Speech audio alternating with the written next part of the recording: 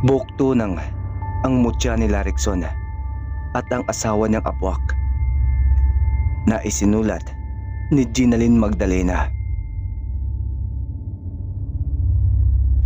9 na taon nang lumilipas mula nang magsama sina Larikson at Magda. Mayroon na rin silang anak na lalaki at 8 taong gulang na ito. Pinangalanan nila itong Kenzo at mabait na bata si Kenzo at masunurin. Ngayon ay kasalukuyang nakatira sina Larikson sa probinsya ng Samar. Maayos at tahimik naman ang pamumuhay nila roon. Walang gulo. Hindi na rin sila ginagambala pa ng mga magulang ni Magda magmula nang maitakas ni Larikson si Magda mula kay Pablo. Ay hindi na nga nagparamdam pa ang mga ito. Hindi nga nila alam kung buhay pa ba ang mga ito dahil ilang taon na rin ang nakalipas. Bagamat may mga sama ng loob si Magda sa kanyang mga magulang dahil sa pagpilit ng mga ito sa mga bagay na hindi niya gusto, kagaya na lamang ng pagpapakasal kay Pablo, ay hindi pa rin niya maiwasang mangulila sa mga ito at hanap-hanapin ang presensya ng mga magulang. Pero gayon pa man, naisip niya rin na mas mabuti na rin wala na silang koneksyon sa isa't isa para hindi na muling gumulo ang tahimik nilang pamumuhay ni Larikson kasama ang kanilang anak. Isang araw kauuwi lang ni Larikson galing sa kanyang trabaho. Nagtatrabaho siya sa isang factory kung saan gumagawa ng mga semento. Bakit ngayon ka lang? Akala ko kung ano nang nangyari sa'yo. Pinag-alala mo ako lagi na lang ganyan. May pag-alalang sinalubong naman siya ng asawang si Magda. Gabi na kasi siyang nakauwi. Bagyang nakasimangot pa si Magda na ikinatawa na lang ni Larikson. Pasensya na mahal, dumaan pa kasi muna ako sa puntod ni Lolo para bisitahin siya kahit saglit lang. Sagot naman ni Larikson. 3 taon nang nakakalipas mula nang mamatay ang kanyang lolo si Pereno dahil na rin sa katandaan nito. Pero gayon pa man, lahat naman ng kaalaman nito tungkol sa paggamit ng mutya ay naipasa naman niya kay Larikson. At ngayon nga ay mas naging bihasa si Larikson sa kung paano gamitin at pangalagaan ang kanyang mutya. Bakit hindi ka nagsabi? E di sana sabay-sabay nating dinalaw doon si Lolo. Sabi ni Magda. Lumapit naman sa kanya si Larikson at niyakap sa likuran ng asawa. Gabi na kasi, saka alam mo naman na masyadong delikado para sa inyo ni Kenzo ang lumabas kapag gabi. Pero di bali na, sa makalawa naman ay 3 taon na ng pagkamatay ni Lolo. Doon lang natin siya dadalawin ng sabay-sabay. Saad ni Larikson at hinalikan sa pisngi ang magandang asawa. Maya-maya pa ay dumating ang kanilang anak na nakasimangot. Dumiretso agad ito ng mesa kung saan may mga nakahain ng pagkain. Nagtataka naman ang mag-asawa kung bakit parang nagdadabog ang kanilang anak. Unang lumapit rito si Larikson. Bakit naman nakasimangot ang mukha ng gwapo kong anak Sabihin mo nga sa akin, anong nangyari? May umaaway na naman ba sa'yo sa eskwelahan? Tanong ni Larikson sa anak habang hinahaplos ang buhok nito. Kasi po itay, inaasar na naman po ako ni Carlo. Sinasabi niya na may pinatay raw kayong mga tao noon. Masama raw po kayo ni inay. Anak, hindi mo naman kailangang maapektuhan doon kasi hindi naman yun totoo. Huwag mo na lang silang pansinin. Masanay ka na lang na may mga ganoon talagang tao. Basta ikaw, mabuti ang puso mo at hindi ka kagaya nila. Yun ang mahalaga. Kaya hayaan mo na sila, mapapagod din ang mga yan sa kakaasar sa'yo. Pagpapayo ni Larikson sa anak. Alam ko naman po yun itay. Pero hindi lang naman po yun ang dahilan kung bakit ako nagagalit Ano pang dahilan? Kasi po, si Carlo, nakita ko magkasama sila ni Elsie. Tila lalong nainis si Kenzo nang maalala naman ang nangyari. Sino ba yung Elsie na yan? At naiinis ka nung nakita mong kasama ni Carlo? Pakunwari pa si Larikson. Pero tila alam niya na agad kung ano ang sagot sa kanyang tanong. Kaibigan ko po sa eskwelahan. Walang ganang sagot ng bata. Oh, kaibigan lang naman pala eh. Pero bakit ka nagagalit? Ha? Patawa-tawa naman na sabat ni Magda sa usapan ng mag-ama. Kahit hindi man sabihin ng kanilang anak, ay alam nila ang dahilan kung bakit iyon nagkakaganoon. Si Kinso kasi kahit nasabihing bata pa ito, ay parang mas matanda na rin ang isip nito. Kumbaga matured itong mag-isip. Isang gabi habang pauwi si Magda galing sa tindahan na bumili ng kanilang uulamin. Habang naglalakad ay napansin at naramdaman niyang tila may kung anong sumusunod sa kanya. Kaya dahan-dahan siyang lumingon sa likuran. Kahit na hindi siya pangkaraniwang tao, ay nakakaramdam pa rin siya ng takot. Matagal niya rin kasing kinalimutan ang pagiging aswang at namumuhay na lamang bilang isang normal na tao. Pagtingin niya sa likuran ay wala naman siyang nakitang kahit na ano roon. Bahagyang napanatag ang kanyang loob. Subalit sa pagharap sa unahan ay nagulat siya nang makitang mukha na kailanman ay hinding-hindi niya malilimutan at halos 2 dipa na lamang ang pagitan ng kanilang mga mukha. "Kumusta na, Magda?" Sambit ng lalaking yon at saka bigla siyang sinakal. Humihingal na biglang napabangon si Magda mula sa kanyang hinihigaan. Pawisan din siya. Dahil doon ay nalimpungatan rin si Larikson, kaya napabangon din ito. "Bakit ka biglang bumangon? Anong nangyari sa'yo?" Takang tanong niya sa asawa at napalingon naman ito sa kanya. Wala. Masamang panaginip lang. "Ano namang napanaginipan mo?" Wala. Huwag mo nang intindihin yun. Matulog na lang ulit tayo. Sambit ni Magda at nauna nang humiga. Ganoon rin si Larikson. Nakatulog na lamang muli si Larikson. Ngunit si Magda ay iniisip pa rin niya ang kanyang panaginip. Iwan niya ba? Ngunit pakiramdam niya ay hindi lang yun basta panaginip lang, kundi isang babala. Hindi niya rin iyon sinabi kay Larikson dahil ayaw niyang mag-alala pa ito. Nakatulugan na lang ni Magda ang pag-iisip tungkol sa bagay na yon. Kinabukasan, mag-aalas 3 na naman at mag-uuwi na ang mga estudyante.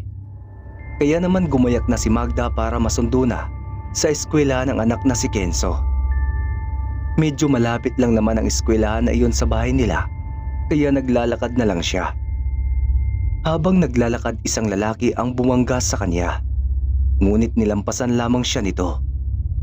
Napaindang na lang tuloy si Magda, pero hindi niya lang iyon binigyan ng pansin. Inisip na lang niya na nagmamadali ang lalaki, kaya ipinagpatuloy na lang niya ang kanyang paglalakad.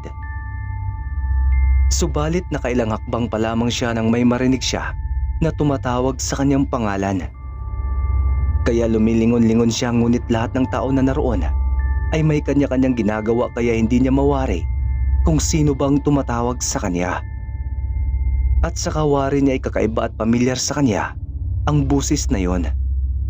Kaya naisip niya tuloy na baka may isang maligno ang nakikipaglaro sa kanya. Sa isang banda na hagip ng kanyang mga mata ang isang lalaki na nakatanaw sa kanya na nagkukubli sa isang puno. Bumilog ang kanyang mga mata sa nakita, kasabay ng biglang pagdagundong ng kanyang dibdib. Pablo? Bulalas niya nang makilala ang lalaki na ngayon ay nakatingin rin sa kanya habang nakangisi. Ngunit maya-maya ay sa pagkurap niya ay nawala na ito sa kanyang paningin. Dali-dali siyang lumapit sa kinatatayuan nito kanina, ngunit wala na ito roon. Ang nakita na lamang niyang bakas ay ang butas na lupa na parang inararo. Mas lalong lumakas ang kanyang hinala na baka si Pablo nga ang kanyang nakita. Nang may masmasa ng kaunti, ay dumiretso na ulit siya patungo sa eskwelahang pinapasukan ng anak. Sakto na pagdating niya roon, ay uwian ng mga ito at tanaw niya na rin si Kenzo na naghihintay na sa labas. Dali-dali niya itong nilapitan at nagmamadali na ring umalis doon. Sa isip-isip kasi ni Magda ay baka bumalik pa si Pablo. Pagkarating nila ng bahay, agad niyang sinarado ang mga pintuan at bintana na ipinagtataka naman ng kanyang anak. Hindi kasi mapakali si Magda. Pakiramdam niya ay anumang oras, maaaris lang sugurin doon ni Pablo. Lalo pat wala pa sila Rickson. Mga 6:00 kasi ito umuwi. Isang oras ang lumipas pagka-uwi ni Rickson ay agad na ikinuwento ni Magda rito ang mga nangyari. Pati na rin ang tungkol sa kanyang naging panaginip noong isang gabi. Paano kung binalikan niya nga tayo? Paano kung gusto niyang gumanti? Natatakot ako, Rex. Hindi lang para sa atin, kundi para sa anak natin. Paano kung idamay siya ni Pablo? Kung sakalimang siya nga ang nakita ko kanina at gusto niyang gumanti. Hindi ko kakayanin kung may masamang mangyari sa anak natin. Hindi maiwasan ni Magda na mataranta at mag-isip ng kung ano-ano kahit wala pa namang kasiguraduhan kung si Pablo nga ba ang kanyang nakita. Hinawakan naman ni Rickson ang mga kamay ng asawa para pakalmahin ito. Kung siya man ngayon, hindi ko hayaang mangyari yon. Poprotektahan ko kayo ng anak natin. Kung kinakailangang labanan ko siya ulit, gagawin ko. Kaya huwag ka nang mag-isip ng kung ano-ano. Sayang lang ang kagandahan mo eh. Wika ni Rickson na may kasama pang biro. Niyakap niya ang kanyang asawa upang iparamdam dito na mahal niya ito at hindi niya hayaang mapahamak ang mga ito. Sa trabaho ni Rickson lingid sa kanyang kaalaman ay may mga katrabaho siya roon na naiinis o naiinggit sa kanya. Dahil na rin sa magandang pagtrato o pakikisama sa kanya ng kanilang amo. Kumbaga si Rickson ang paborito nito. Kaya hindi maiwasan sa iba niyang mga katrabaho na mainggit sa kanya. Maayos na magtrabaho si Rickson. Kahit na maghapon siya magtrabaho at magbuhat ng mga bakal at simento, ay hindi siya kaagad na napapagod. Kahit ilang simento din ang buhatin niya, ay kayang-kaya niya ito. At iyon ay dahil sa matagal niyang hawak na mutya ng ngipin ng kalabaw, na nagtataglay ng kakaibang lakas, pisikal man o pandama, sa may hawak nito. Isa nga rin iyon sa mga ipinagtataka ng kanyang mga katrabaho. Pakidala nga ito Rex doon sa labas ng gate. At maya-maya ay darating na mga nag-order niyan. Utos ng amo nila Rickson na sigado sa kanya. Sige ho, ako nang bahala rito. Tugon naman nila Rickson. O siya, pagkatapos mo riyan ay magmerienda ka na rin doon. Nagme-merienda na yung ibang mong mga kasama eh. Sabi pa ni Gado na tinapik muna sa balikat sila Rickson bago ito umalis. Pagkaalis nito'y lumapit sa kanya ang isa rin niyang katrabaho na si Benz. Iyon lang ang kasundo o parang kaibigan niya roon.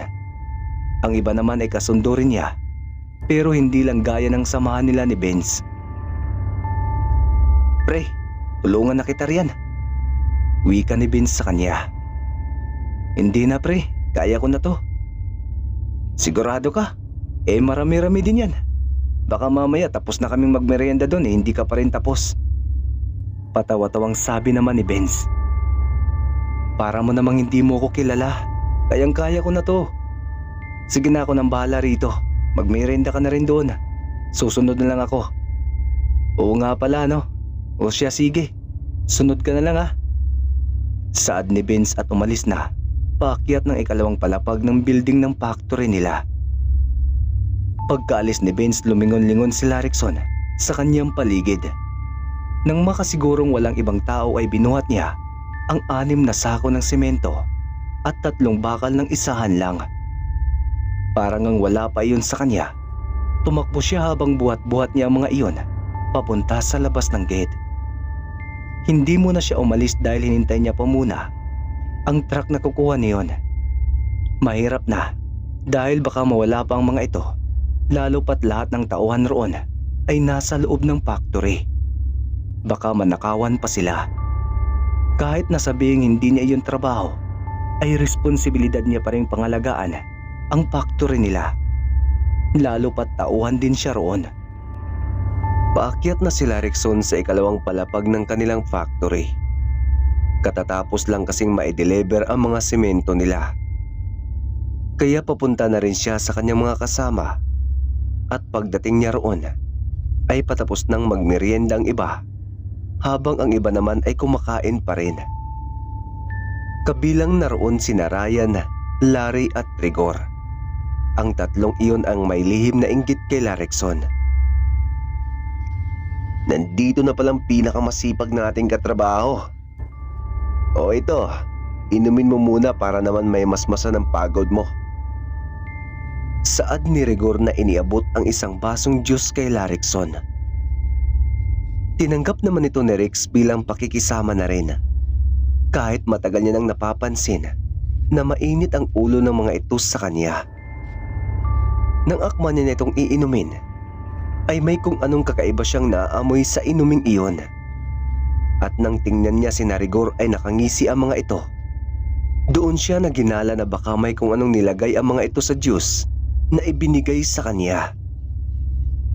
At dahil doon ay pakunwari niyang nabitawan ng baso dahil upang matapon ang laman niyon.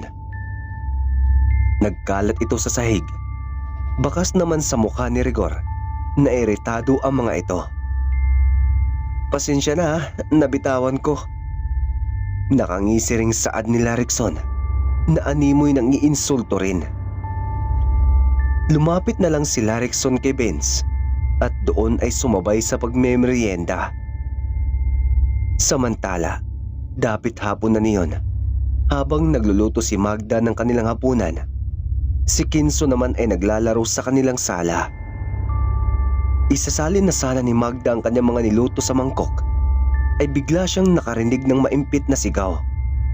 Matalas din kasi ang kanyang pandinig dahil na rin sa kanyang pagiging abwak. Dahil sa kuryosidad niya kung ano yon, lumabas siya ng kusina at tumungo ng sala. At laking gulat niya nang makita niyang nakabulagta sa sahig ang kanyang anak na si Kenzo at wala ng malay. Dahil doon ay napatakbo siya sa kinaroroonan ng anak at umiiyak na niyuyugyug ang katawan nito. "Kumusta na, Magda?" Isang busis ang nagpaangat sa kanyang tingin. Si Pablo. Anong ginawa mo sa anak ko? Ha? Napakasama mo. At saka bakit ka ba nandito? Galit na saad ni Magda na nalilisik na ang mga mata. "Pasalamat ka at hindi ko siya pinatay. Pinatulog ko lang. At mabuti naman naalala mo pa ako. Akala ko kinalimutan mo na ako, mahal kong Magda." Nakangising saad na nagbabalik na si Pablo. Mahal mong mukha mo. Umalis ka na rito, Pablo. Hayaan mo na kami.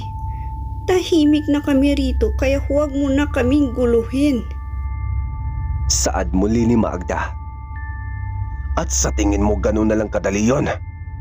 Alam mo bang napahiya ako sa buong lahi natin na akala nila mayroong kasal na magaganap sa pagitan nating dalawa? Pinahiya niyo ang aking pamilya. Nagalit pa sa akin si ama dahil natalo lang ako ng isang tao. At iyon ang lintik na asawa mo. Matagal na panahon ko kayong hinanap. At ngayon natagpuan ko na kayo. Tingin mo basta-basta ko na lang kayong pakakawalan? Lalo ka na, mahal ko." Wika ni Pablo na napangisi pa sa huli niyang sinabi. Dahan-dahan itong lumapit kay Magda na nagpapaatras naman dito. "Sumama ka na sa akin, Magda. Kapag ginawa mo yon, hindi ko naguguluhin pa ang asawa at anak mo. Hindi ba't yun naman ang gusto mo? Ang maging tahimik ang buhay nila?" Oo, pero ang gusto ko, kasama nila ako. Mariin na sabi ni Magda at nagpalit anyo bilang abwak. Medyo matagal-tagal na rin ang huli niya iyong ginawa. "Sinusubukan mo ba ako, Magda? Sa tingin mo mananalo ka sa akin?" Mayabang na saad ni Pablo na kahit hindi pa man ito nagbabagong anyo, ay ramdam na ramdam ni Magda ang kakaibang lakas na taglay nito. Sa isang kisap mata lang, ay naramdaman na lang bigla ni Magda Nasakal-sakal na siya ni Pablo. Iniangat pa siya nito pataas na halos malagutan na siya ng hininga. Kahit isa rin siyang abwak, ay wala siyang magawa para makawala sa kakaibang lakas ni Pablo. Pagsisisihan mo na hindi ako ang pinili mo. At sabihin mo rin dyan sa asawa mo na kung noon pa'y natalo niya ako, sa susunod na magharap kami, sisiguraduhin kong bangkay ko siyang ibabalik sa'yo. Kasama ng anak niyo. Tandaan mo yan! Mariing saad ni Pablo na puno ng galit sa pamilya ni Larekson. Maya-maya'y binitawan niya na rin si Magda na halos mag-agaw buhay dahil sa malakas na pagkakasakal niya. Pagkatapos ay umalis na ito. Sakto naman na dumating na si Larekson at sa unang pagkakataon ay nagkita muli sila. Papalabas pa lang ng pintuan niyon si Pablo. Ngumiti ng nakakaloko sa kanya si Pablo at saka biglang sumulong sa ilalim ng lupa. Kaagad tumakbo si Larekson palapit ng kanilang bahay. Balak niya pa sanang habulin si Pablo, ngunit naisip niya ang kanyang mag-ina. Biglang dumagundong ang kanyang dibdib sa takot na baka may masama nang nangyari sa mga ito. Kaya dali-dali siyang pumasok ng kanilang bahay at nadatnan niya roon ang nakahilata na katawan ng kanyang anak habang si Magda naman ay unti-unting binabawi ang kanyang nawalang hininga sa isang sulok. Unang nilapitan ni Larekson ng kanyang anak at halos mataranta na ito sa kung ano ang kanyang gagawin. Tiningnan niya ang pulsuhan nito. Nakahinga siya ng maluwag kahit papaano dahil ramdam niyang tumitibok pa ito. Pagkatapos ay lumapit naman siya kay Magda. Ayos ka lang ba? Anong ginawa niya sa inyo? Paano niya nalaman kung saan tayo nakatira? Mga tanong ni Larekson. Hindi ko alam. Pero ang sabi niya, gagantihan niya raw tayo. Papatayin ka niya, Rex. Pati na ang anak natin. Nangihinang saad ni Magda na hindi na rin maiwasang lumuha. Niyakap na lang siya ni Larekson gaya ng palagi nitong ginagawa tuwing umiiyak siya. Sa eskwelahan, masayang niyaya ni Kenzo ang kaklase niyang si Elsie na kung maaari ay sabay na silang kumain dahil tanghalian na. Pumayag naman kaagad ang magandang bata at sabay silang kumain sa ilalim ng isang malaking puno na katabi lang ng classroom nila. Samantala, naiinggit naman si Carlo habang pinagmamasdan ang dalawa. Kaibigan din kasi siya ni Elsie at gusto niya ay siya lang ang kaibigan nito. Bagamat may iilan din naman siyang mga kaibigan. Sa patuloy niyang pagmamasid ay may tumawag sa kanya, ang kanyang ama, at lumapit siya rito. Ama, bakit po kayo nandito? Wala naman. Gusto lang kitang dalawin. Kumusta ka naman dito? Wala bang nangaaway sa'yo? Sabi ng ama nito. Napaisip naman si Carlo hanggang sa itinuro niya ang kinaroroonan ni Kenzo at ni Elsie. Meron po, Ama. Ang batang iyon. Inaagaw niya sa akin ang kaibigan ko. Gusto kong parusahan mo siya, Ama. Nang tingnan naman ito ng lalaki, nakita niyang pamilyar ang batang iyon sa kanya. Doon niya napagtanto na anak iyon ni Larekson at Magda. Ganon ba? Kung ganon, idi agawin mo rin sa kanya. Awayin mo siya ng awayin. Huwag mong tigilan hanggat hindi lumalaban sa'yo. Kapag nangyari yon, lalabas at lalabas din ang tunay niyang pagkatao. Wika ng ama ni Carlo na walang iba kundi si Pablo. Anak niya si Carlo. Nakabuntis kasi siya ng babae noon, pero isa itong tao. At dahil hindi naman niya mahal ang babaeng nabuntis, ay hindi niya ito pinanagutan o pinakasalan. Dinadalaw-dalaw niya lamang ang mga ito kung anumang oras gustuhin niya. Alam din ng mga ito na hindi siya normal na tao. Binantaan niya rin ang babae na sa oras ipagsabi nito ang tungkol sa kanya, ay papatayin niya ito pati na rin ang kanilang anak. Pero paano kung magsumbong siya sa guro namin? Ako nang bahala kung sakali mang mangyari yan. Basta gawin mo lang ang pinapagawa ko, naiintindihan mo. Tango na lamang ang isinagot ng batang si Carlo. Sa isip-isip ni Pablo, hindi niya na pala kailangang gumanti pa sa anak ni Magda. Dahil ang kanyang anak na rin ang bahala rito. Anak sa anak, ama sa ama. Araw ng sweldo, ngiting makakahawak na naman ng pera ang mga katrabaho ni Larikson. At isa pa, pinangako sa kanila ng kanilang amo noong nakaraang buwan na sa susunod na sahod nila ay mayroon silang bonus. Pero para lang iyon sa mga masisipag at karapat-dapat bigyan. At 5 lamang ang mapalad na mabigyan ito. Mayroon naman ang lahat, ngunit mas lamang nga lang ang 5 mapipili. Kasama na sa 5 iyon ay sina Larikson at Vince na ikinatuwa naman ng mga ito. Congratulations sa inyo. Sana ipagpatuloy lang ninyo inyong kasipagan at pagiging mabuting tao. Siya nga pala, may maganda ako anunsyo sa inyo. Dahil nagretiro na ang dati niyong manager, isa na sa inyong kukunin ko na alam kong mapagkakatiwalaan at maaasahan. Pag-anunsyo ng kanilang amo na may-ari mismo ng factory. Agad naman na umasa roon si Rigor.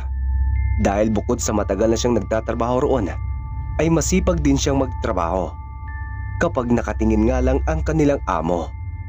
Kaya nga isa rin siya sa 5 napili para sa malaking bonus. At iyon ay walang iba kundi si Larikson Lofranco. Masayang sabi ng may-ari ng factory na si Yui Sheng. Ang ama kasi nito ay isang Chinese at naroon din ang kanyang pamilya. Pero mas pinili niyang tumira na lang sa Pilipinas at doon magnegosyo. Nagulat naman si Larikson nang tawagin ang kanyang pangalan. Hindi niya alam kung anong kanyang gagawin. Pero tinulak-tulak siya ng kanyang mga katrabaho para pumunta sa unahan katabi ni Yui Sheng. Ako? Hindi makapaniwalang saad ni Larikson. Tumango naman ang lalaking Chinese. Ikaw ang napili ko dahil nakikita kong mapagkakatiwalaan ka. Masipag, maayos ka magtrabaho, Rex. Kaya nararapat lang na suklian ito. Sa ilang buwan mo pa lang rito ay pinatunayan mo na agad ang iyong sarili para sa posisyon na ito. Kaya binabati kita. Naway pag-usayan mo palalo ang iyong trabaho ngayong isa ka ng manager. Ikaw na ang mamumuno ng mga tauhan natin dito. Ikaw ang mag-aasikaso ng lahat ng mga orders at delivers natin. Mahabang salaysay ng Chinese na masaya rin para kay Larikson. Maraming salamat ho. Pangako hindi ko kayo bibiguin. Masaya ring saad ni Larikson. Ngayon mayroon na siyang pwesto sa factory nila. Paniguradong tataas din ang kanyang sweldo na may bibigay niya sa kanyang pamilya. Saglit na nawala ang pangamba niya para sa kanyang mag-ina dahil sa muling panggugulo ni Pablo.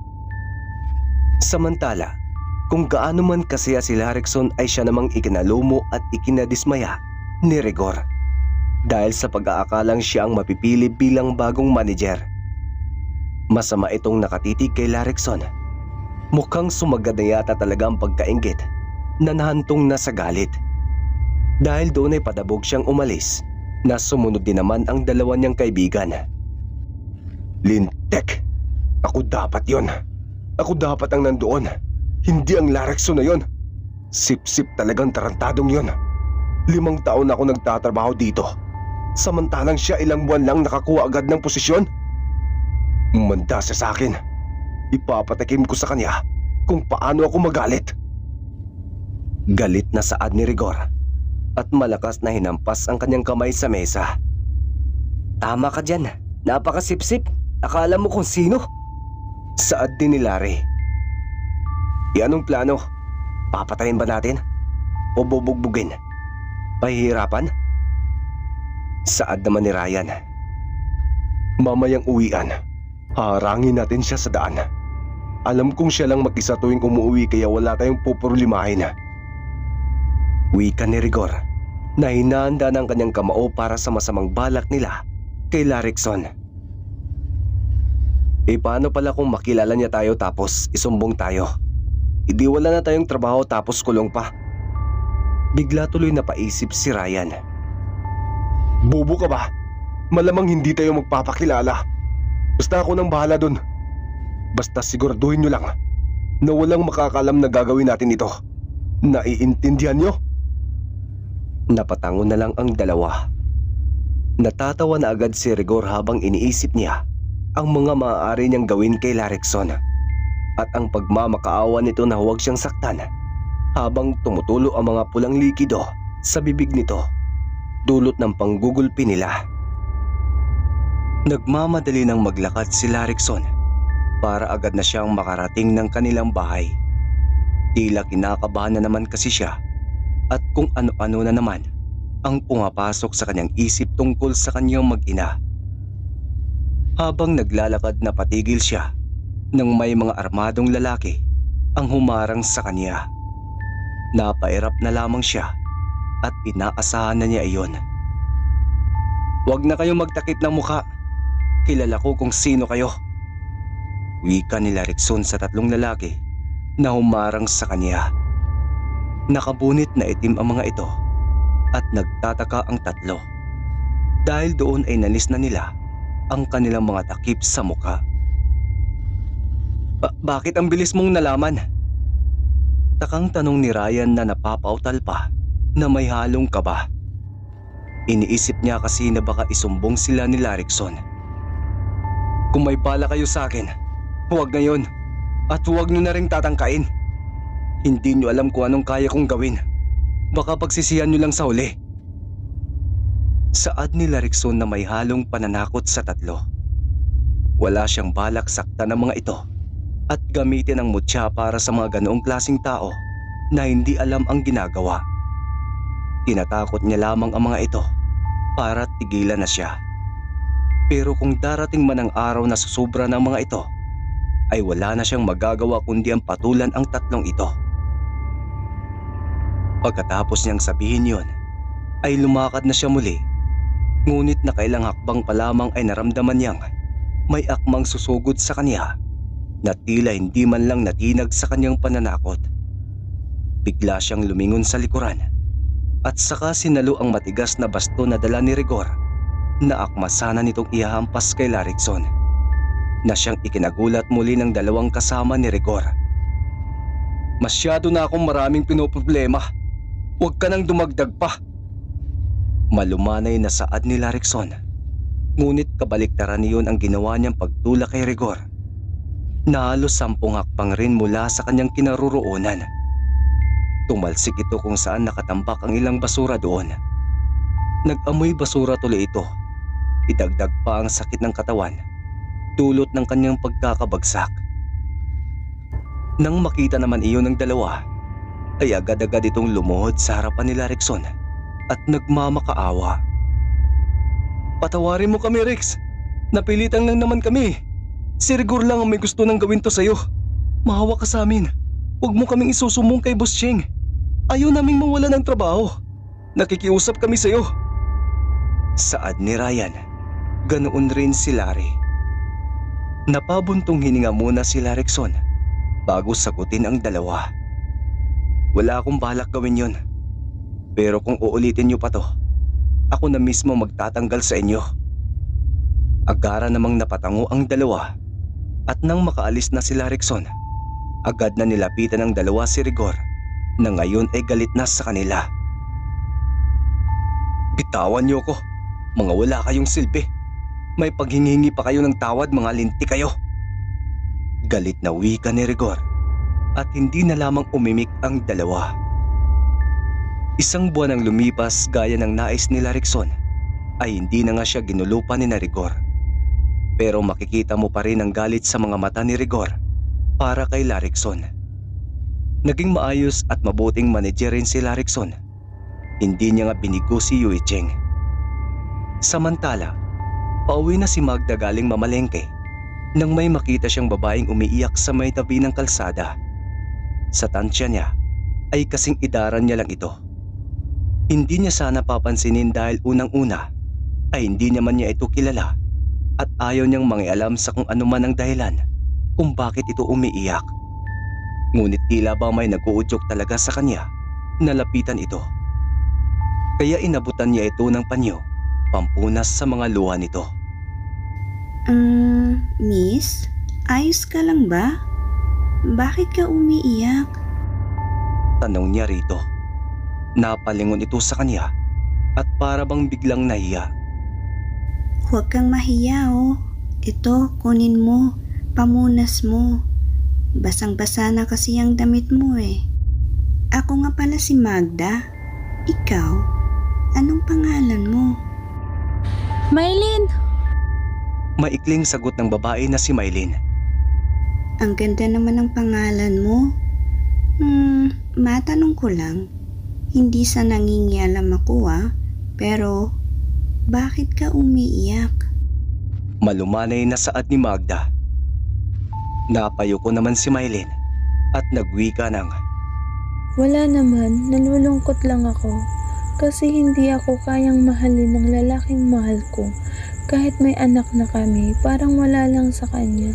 Pupunta lang siya kapag kailangan niya ako. Kapag kailangan niya ang katawan ko. Naawa ako sa sarili ko kasi hindi ko magawang makawala sa buhay na pinili ko. Na akala ko'y tama, gustong gusto ko nang umalis pero mahal ko siya at ayokong ilayo ang anak ko sa ama niya. Kaya wala akong magawa kundi ang magtiis na hindi ko alam kung hanggang kailan. tila kinurot naman ang puso ni Magda nang marinig iyon. Parang siya lang noon. Nais niyang makawala sa buhay na nais ng kanyang mga magulang pero wala siyang magagawa. Ngunit mabuti na lang at nakilala niya si Larikson na siyang nagligtas at naglabas sa kanya mula sa kadiliman ng buhay. Ganun nga talaga siguro, no? Kapag mahal mo ang isang tao, handa kang magtiis kahit nasasaktan ka na. Alam mo kasi, naranasan ko rin yan sa mga magulang ko noon. Kinukulong nila ako sa bahay na ayaw ko. Pero napakaswerte ko sa napangasawa ko ngayon. Dahil napakabait niyang tao. Alam mo, ang may papayo ko lang sa'yo, dyan sa sitwasyon mo ngayon, sundin mo lang kung ano ang tinatakbo ng puso mo. Huwag kang matakot sa kung ano man ang pwedeng mangyari. Basta, lagi lang positibo ang isipin mo. At malalampasan mo rin yan. Maniwala ka at magtiwala ka sa sarili mo.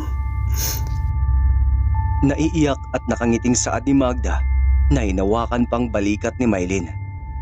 Ginantihan rin siya ng ngiti ni Maylin at kahit papaanong ay gumaan ang kanyang loob. Salamat ha, kasi kahit ngayon lang tayo nagkita at nagkakilala, napapagaan mo ang loob ko. Napakabait mo, sana magkita tayo uli. Nakangiting wika ni Maylin. Ngumiti at tumango na lang si Magda. Ilang araw ang lumipas, nagtataka naman ang mag-asawang Larikson at Magda. Nakikita at nararamdaman nila ang lungkot at galit na nagtitimpi sa kanilang anak na si Kenzo. Nang tanungin nila ito, ay ayaw namang sumagot. Alam nilang may problema na naman ito sa eskwelahan. Si Carlo na naman ba yan, anak? Tanong ni Magda na hinahaplos-haplos pa ang buhok ng kanyang anak. Tumango lamang si Kenzo. Alam mo, sumusobra na talaga yung batang yan eh. Palagi na lang inaaway ang anak natin, kahit wala namang ginagawa. Anong klaseng pagpapalaki ng mga magulang niya sa kanya? At ganun ang ugaling yun.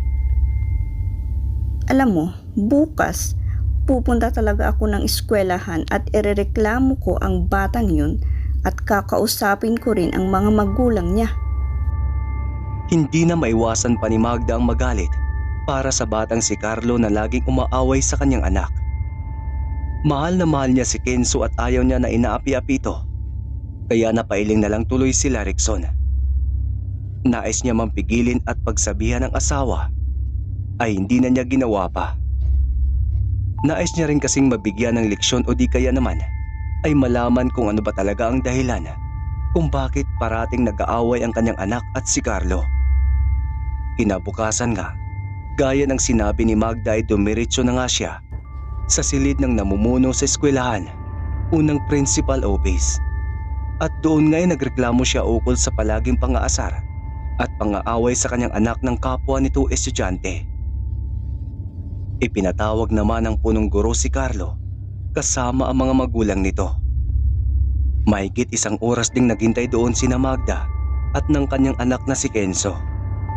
Ilang saglit pa ay dumating na rin si Carlo kasama ang ina nito. Wala itong kasamang ama at pareho lang sila. Nang magkitang ina ni Carlo at ina ni Kenzo ay kapwa nagkatitigan sila. Ikaw ba ang ina ni Carlo? Paunang tanong ni Magda sa babae. Ah, ako nga. Anong ginagawa mo pala rito? Sagot naman ng ina ni Carlo na walang iba na si Maylin. Nangumiti pa dahil hindi niya inaasahan na magkikita sila roon ng babaeng nagpagaan ng kanyang loob noong isang araw. Nandito ako para ireklamo yung anak mo. Parati niyang inaaway ang anak ko kahit wala siyang ginagawa. Tuwing uuwi siya galing eskwelahan, parati na lang siyang malungkot at malumbay dahil dyan sa mga pinaggagawa ng anak mo. Bahagyang nalungkot at naging kalmado si Magda. Hindi niya kasi akalain na ang babaeng nakilala niya kahapon ay ang ina pala ng batang umaaway kay Kenzo. Napayuko naman si Maylin at nagwika ng, Kung ganun ay, pasensya na. Ako na ang humihingi ng tawad para sa nagawa ng anak ko. Alam mo naman kung ano ang pinagdadaanan namin. Hindi ba kaya sana kunting intindi sa anak ko? Tsaka bata pa naman yung anak ko.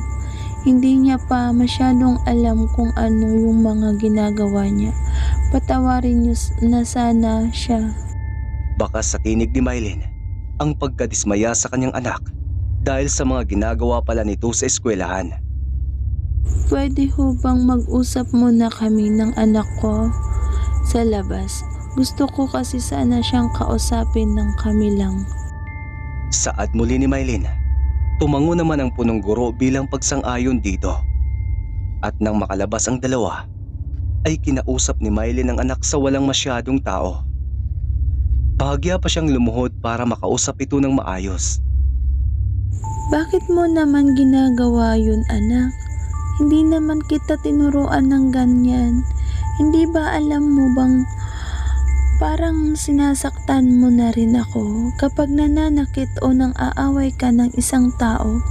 Hindi ba kabilin-bilinan ko sa iyo na kahit hindi tayo masyadong nabibigyan ng atensyon ng papa mo, dapat maging mabuti ka pa rin? Hindi ba ako sapat sa'yo para maging mabuti ka? Para mapalaki kita ng maayos? Ha, anak? Naiiyak na wika ni Maylin kay Carlo habang hawak ang kamay nito. Pasensya na po, inay. Sabi po kasi sa akin ni ama, awayan ko ro po ng awayin si Kenzo hanggang sa lumaban siya sa akin. Pero hindi naman po siya nagagalit kapag inasar ko siya eh. Kaya akala ko po ayos lang sa kanya yung ginagawa ko.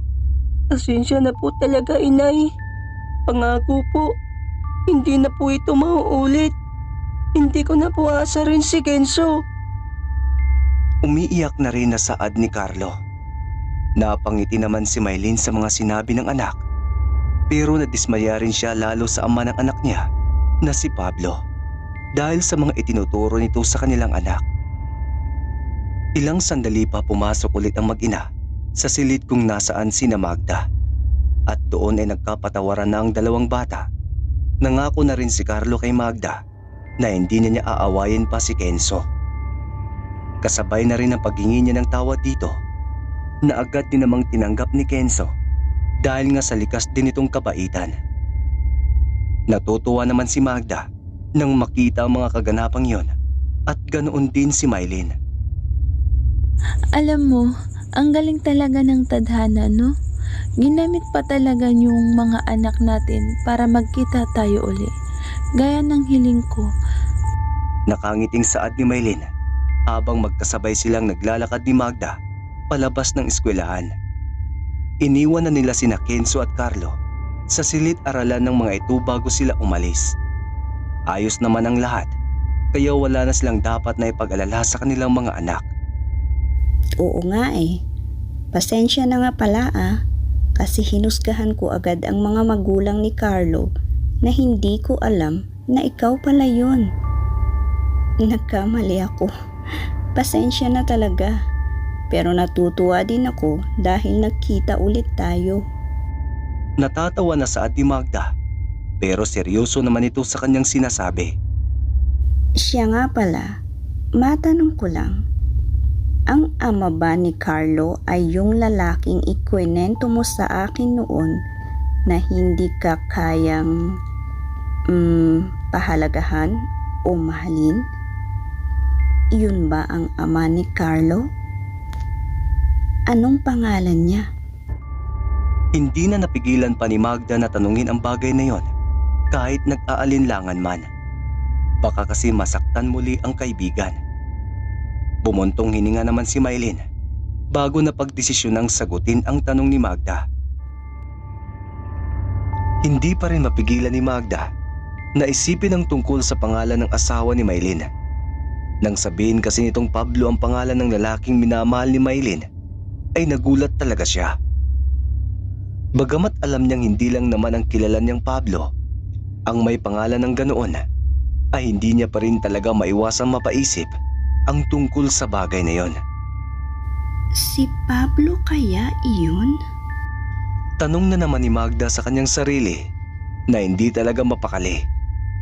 Pabalik-balik lang ang kanyang nilalakaran sa loob ng kanilang bahay. Lakad dito, lakad doon. Nag-aalala kasi siya, paano kung ang Pablo na asawa ni Mylene ay siya ring Pablo na kaaway nila ni Rickson? Anong gagawin niya? Batid niyang masamang ugali ni Pablo. Pero paano niya mapoprotektahan si Mylene at Carlo kung sakali man?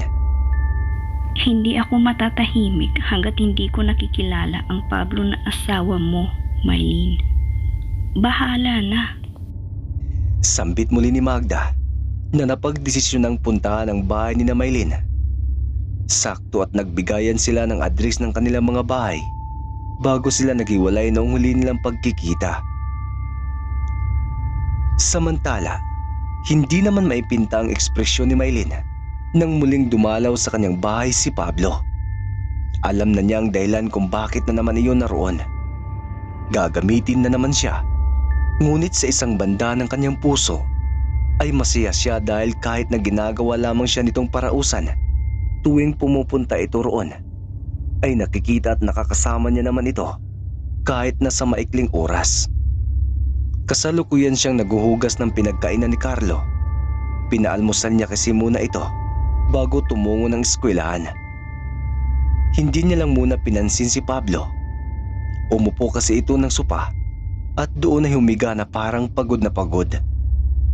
Hinayaan niya muna ito at ipinagpatuloy na lang ang paghuhugas. Ilang sandali pa, naramdaman niyang yumakap ito sa kanya mula sa likuran at hinalik-halika ng kanyang leeg. Alam na niya ang susunod na mangyayari. Kahit na ayaw niya, ay wala siyang magagawa. Ayaw niyang magalit ito dahil tiyak na sasaktan siya nito. Habang patuloy si Pablo sa ginagawa sa kanya, ay bigla niyang naalala ang sinabi ni Magda. Hindi ka dapat nagpapakontrol sa iba. Ikaw dapat ang gumagawa ng sarili mong kwento. At huwag mong hahayaan na tapak-tapakan ka ng sino man at sirain ang iyong puri. Ikaw ang magdidesisyon para sa sarili mo, hindi ang ibang tao. Dahil doon, ay tila nagkaroon siya ng lakas ng loob para tanggihan si Pablo. Bumuntong hininga siya saka itinulak ang lalaki palayo sa kanya. Ikinagulat naman iyon ni Pablo. Ano ba? Ano bang problema mo ha? Wag mo na ngayon. May ginagawa ako eh. Nauutal na saad ni Mylene dahil base sa ekspresyon ni Pablo ay tila galit na agad ito. Ayaw mo ha? Ayaw mo? Sinusuway mo na ba ako ngayon? Malakas na idiniin ni Pablo ang kanyang kamay sa panga ni Mylene. Hindi naman sa ganon. Wala lang kasi ako sa... Nanginginig at naputol na saad ni Maylin dahil sa higpit na hawak ni Pablo sa kanyang panga at dahil na rin sa takot dito. Pwes, wala akong pakialam. Ano bang pinagmamalaki mo ha? Baka nakakalimutan mo kung sino ako. At isa pa, huwag ka nga mag-inerte na akala mo napakalinis mo pa. Hindi bagay sa'yo. Pwisit. Maring wika ni Pablo at saka itinulak na lang ng basta si Maylin. Napahilata ito sa sahig at unti-unti na namang nagsiunahan ang mga luha. Ngunit sa ginawang iyon ni Pablo ay tila pa hindi siya nakontento. Lumapit siya kay Maylin at hinila ang buhok nito upang makatayo. At akma pa sanang sasampalin. Ngunit may kung sinong kumatok sa pintuan dahilan upang mapatigil si Pablo. Tao po! Mylene! Nandyan ka ba? Wika ng kumakatok sa pintuan. Naging pamilyar naman si Pablo sa busis na yon. Sino yun? Anong ginagawa niya rito? Huwag mong sabihin nagsumbong ka. Saad ni Pablo na nakasabunot pa rin sa buhok ni Maylin. Hindi. Kaibigan ko lang. Siguraduhin mo lang dahil oras na malaman kong nagsusumbong ka, alam mo na ang mangyayari sa'yo. Sa inyo ng anak mo, tandaan mo yan.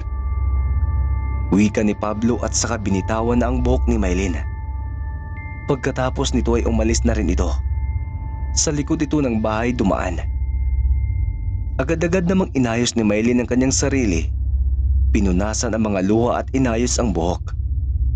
Nang matapos saka na niya binuksan ang pintuan na parang wala lang nangyari. Oh, Magda. Ikaw pala. Halika, pasok ka. Paanyaya ni Maylin dito. Pasensya na ha. Medyo magulo pa yung bahay. Hindi pa kasi ako nakakapaglinis. Ngumiti naman si Magda at sinabing ayos lang. Mylene? Matanong ko lang. Dumalaw na ba rito si Pablo? Kasi gusto ko sana siyang makita o makilala o kaya makausap. Baka sakaling mapabago ko yung trato niya sa inyo para maging masaya ang pamilya niyo. Hindi ba? Para hindi na kayo nahihirapan pa. Napabuntong hininga naman si Maylin pagkuway lumilingon-lingon sa likuran. Baka kasi naroon pa si Pablo. Ngunit kung naroon man ito, ay wala siyang balak ipakilala si Magda dito. Dahil tiyak na malalaman ni Pablo na nagkwento siya ng ginagawa sa kanya ni Pablo. Gayunpaman ay natutuwa pa rin siya dahil nagagawa siyang ipagtanggol ni Magda kahit hindi pa sila gaano magkakilala. Hindi pa kasi siya pumupunta rito at hindi ko rin alam kung kailan siya babalik. Ulit, pasensya ka na. Nagmamaang-maangan na saad ni Maylin. Ngumiti na lang si Magda at sinabing ayos lang. Ilang sandali pa ay nagpaalam na rin si Magda na aalis na siya. Pagkaalis niya ay napabuntong hininga si Maylin pagkasara ng pintuan. Pagkuway bumalik na ulit sa kanyang ginagawa, ngunit nakailang hakbang pa lamang siya nang biglang humarang sa kanya si Pablo. Lalong kinakabahan si Maylin. Paano kung narinig nito ang mga pinag-usapan nila ni Magda? Hindi ko alam na kilala mo palang babaeng yun. Saan kayo nagkakilala at paano? Bakit mo na itatanong? Kilala mo rin ba siya? Pwede bang huwag ka ng maraming tanong? Sagutin mo na lang ang tinatanong ko. Pakiramdam ni Maylin ay uminit na naman ang ulo ni Pablo. Kaya wala na siyang magagawa kundi ang sabihin na lang ang totoo kung paano sila nagkakilala ni Magda. Kung ganon, may pinagsusumbungan ka nga. Napailamo sa mukha si Pablo gamit ang kanyang kamay. Alam mo naman siguro kung anong mangyayari sa'yo. Oras na magsumbong ka, hindi ba? Pasensya na. Pasensya na talaga, hindi ko nakasip na pigilan Patawarin mo ako, hindi na yun mauulit. Kung gusto mo, hindi ko na siya kakausapin para hindi na kami magkaroon ng koneksyon. Patawarin mo lang ako. Natatarantang saad ni Maylin na halos lumuhod na sa harapan ng lalaki para patawarin siya dahil na rin sa takot niya rito. Yan ang wag na wag mong gagawin. Hindi ba gusto mo na patawarin kita? Pues, may kailangan ka lang gawin para mahingi mo ang kapatawaran ko. Wika ni Pablo at ngumisi. Ano yun? Ano ang kailangan kong gawin para mapatawad mo ako? Kahit ano gagawin ko. Saad ni Maylin na handang gawin kung anumang nais ng kanyang minamahal. Ngunit naroon pa rin sa kanyang loob ang pagtataka kung ano bang ipapagawa ni Pablo na parang pakiramdam niya ay may kinalaman kay Magda. Oh, Maylin, bakit ka na pa rito? Masayang bungad ni Magda sa kanyang kaibigan nang kumatok ito sa pintuan. Inialok niya pa itong pumasok, ngunit tumanggi ito. Naparito lang ako kasi hindi ba sabi mo gusto mong makilala ang ama ng anak ko na si Pablo? Oo sana, pero bakit mo na itanong? Kasi nabanggit ko sa kanya na gusto mo siyang makausap. Maswerte na nga lang at napapayag ko siya. Naisip ko rin kasi baka tama ka na baka kapag nakausap mo siya ay magbabago siya. Magbabago yung pakikitungo niya sa amin. Kaya kung pwede sana sumama ka sa akin para magkita kayong dalawa at magkausap. Saad ni Maylin na parang naiilang na agad din namang napansin ni Magda. Natutuwa akong marinig yan. Pero gusto ko kasi sana na isama ang asawa ko, si Larikson. Kaya kung hindi sigurado... Sige na Magda, hindi ba gusto mo na magkaayos kami? Ito na yun, ito na ang yung pagkakataon natin para matulungan mo ako na maging maayos kami at saka hindi ba mamayang hapon pa ang dating ng asawa mo. Alam mo kasi na mainipin kasi iyon si Pablo. Ayaw niya nang naghihintay ng matagal. Kaya sana pagbigyan mo na ako. Di ba magkaibigan naman na tayo? Alam mo naman kung gaano ko kagusto na magbago ang turing at pakikisama niya sa akin at sa anak ko. Di ba? Hindi na nga napigilan ni Maylin ang lumuha sa harapan ng kaibigan dahil sa dalawang dahilan. Lumapit naman si Magda rito at hinawakan ang mga kamay nito. Huwag ka nang umiyak. Sige, sasama na ako at aayusin natin ang pagsasama niyo ni Pablo. Nakangiting wika ni Magda. Napangiti naman si Maylin dahil doon. Ngunit hindi kalaunan ay napaiyak din siya. Patawarin nawa siya ni Magda sa kanyang gagawin. Dinala ni Maylin si Magda sa isang abandonadong lugar na parang doon itinatapon ng lahat ng mga basura sa lugar na yon. Maylin, bakit dito tayo pumunta? Ano bang lugar to? Sigurado ka ba na dito gustong makipagkita ni Pablo? Baka naman naliligaw lang tayo. Nagtatakang saad ni Magda habang inililibot ang paningin sa paligid.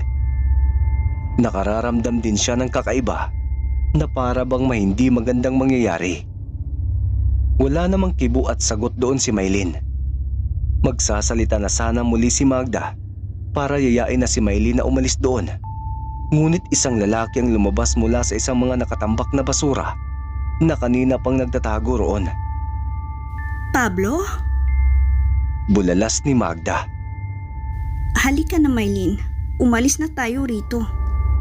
Pilit na hinihila ni Magda ang kamay ng kaibigan para umalis, ngunit hindi ito sumasama. Bagkus ay umiyak lamang. Doon nga napagtanto ni Magda na tamang ang kanyang hinala. Iisa lang ang Pablo na kilala ni Magda. Nagkita ulit tayo. Pinakamamahal kong Magda. Nakangising saad ni Pablo habang unti-unting lumalapit sa kanila. Napakasama mo talaga. Pati si Mylene dinadamay mo sa mga kasamaan mo. Ginamit mo pa siya para mapapunta ako rito. Matapang na asik ni Magda. Bakit ako lang sinisisi mo? Ginusto niya rin yun. Ginusto niya rin dalhin ka rin dito para maging kapalit ng buhay nila ni Carlo. Napatingin si Magda sa kaibigan. Totoo ba ang sinabi ni Pablo, Mylene? Ginawa mo ba talaga iyon? Tumango naman si Mylene na patuloy pa rin sa pagluha. Masakit marinig sa kanya na ang mahal pala ng lalaking mahal niya ay ang kanyang kaibigan. Kaya pala hindi siya nito magawang mahalin. Pero gayon pa man ay wala siyang anumang sama ng loob kay Magda dahil hindi naman ito kasalanan na mahal ito ni Pablo. Patawarin mo ako.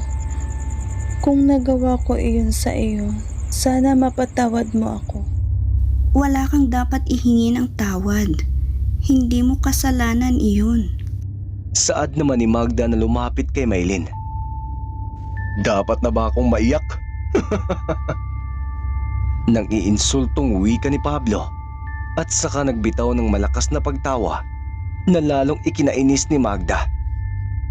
Alam mo Magda, hindi naman natin to kailangan pang patagalin. Sumama ka na lang kasi sa akin at tatahimik ang mga buhay nila. Hindi mo kailangan ng Larikson na yon. Hindi natin siya kauri. At di hamak naman na mas magaling ako sa kanya. Wika naman ni Pablo. Dahil sa inis ni Magda, sa kanina pang nangiinsultong si Pablo, ay napabitaw muli siya ng isang salita. Talaga? Mas magaling? Kaya pala natalo ka lang niya noon. At isa pa, huwag na huwag mong ikukumpara si Larikson sa'yo dahil sa ugali pa lang, napakalayo na niya sa'yo. Kaya huwag kang umasa na sasama ako sa isang katulad mo. Dahil hindi ako pumapatol sa mga asal demonyo na gaya mo.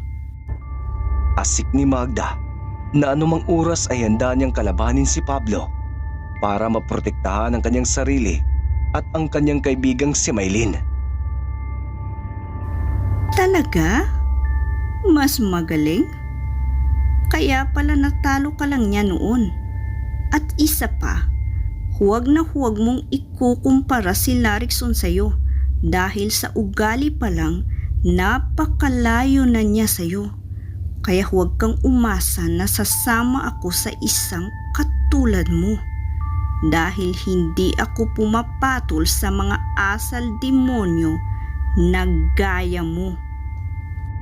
Asik ni Magda na anumang oras ay handa niyang kalabanin si Pablo para maprotektahan ang kanyang sarili at ang kaibigang si Mylene. Tila nagpantig naman ang mga tinga ni Pablo nang marinig ang mga salitang yon. At dahil doon ay nanggigigil siyang lumapit kay Magda at mahigpit na hinawakan ang buhok nito. Ikaw na rin mismo ang nagsabi. Magkaiba kami ni Larikson na yon. Kung kaya kanyang respetuhin, ako hindi. Gigil na saad ni Pablo at akmang halikan si Magda, ngunit buong lakas nitong itinulak ang bastos na lalaki at sinipa pa sa harapan nito dahilan upang mamilipit ito sa sakit. Wala nang sinayang pa na oras si Magda. Agad-agad niyang hinila si Mylene palayo sa lugar na yon. Bilisan mo! Mylene! Takbo lang! Saad ni Magda na patuloy sa pagtakbo. Makaraan ng ilang saglit, sa patuloy nilang pagtakbo ay bigla na lang natalisod si Mylene dulot ng kung anumang bagay na naapakan niya. Medyo malayo rin ang pagitan nila ni Magda. Umalis ka na, Magda! Iwanan mo na ako rito! Hayaan mo na ako! Iligtas mo ang sarili mo! Tumakbo ka na! Saad ni Mylene na nahihirapang tumayo dahil sa sakit ng paa na saktong tumama pa sa bato. Hindi naman alam ni Magda kung anong kanyang gagawin. Kung siya lamang mag-isa, ay kayang-kaya niyang tumakas mula kay Pablo. Ngunit inaalala niya si Maylin. Batid niyang kapag iniwan niya ito, ay maaari itong patayin ni Pablo. Ilang saglit pa biglang lumitaw si Pablo mula sa ilalim ng lupa. Nasa tapat mismo ni Maylin. At ginapos niya ang isang kamay sa liig ng babae at itinutok dito ang mahaba niyang kamay. Sige, subukan mong umalis, Magda. Dahil isang hakbang mo lang, hindi ako magdadalawang isip na patayin ang babaeng ito. Saad ni Pablo na may pananakot. Huwag mo siyang pakinggan, Magda. Umalis ka na!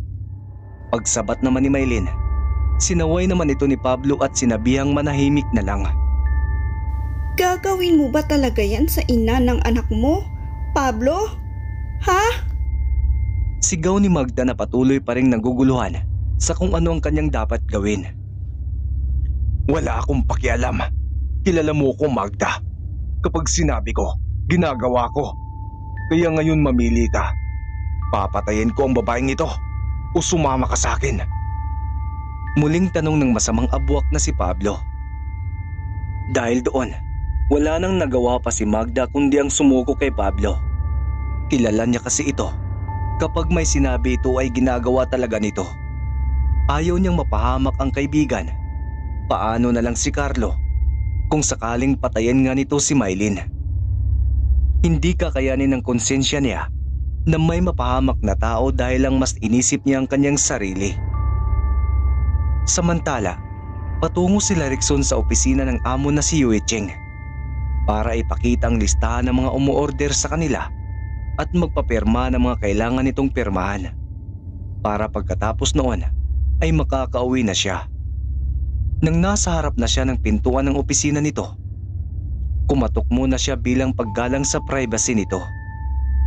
Ngunit walang sumasagot at nagbubukas ng pintuan. Nakailang katok pa siya, ngunit wala talaga. Kaya naman napagdesisyonan niyang buksan na lang ang pintuan. At sakto at bukas ito.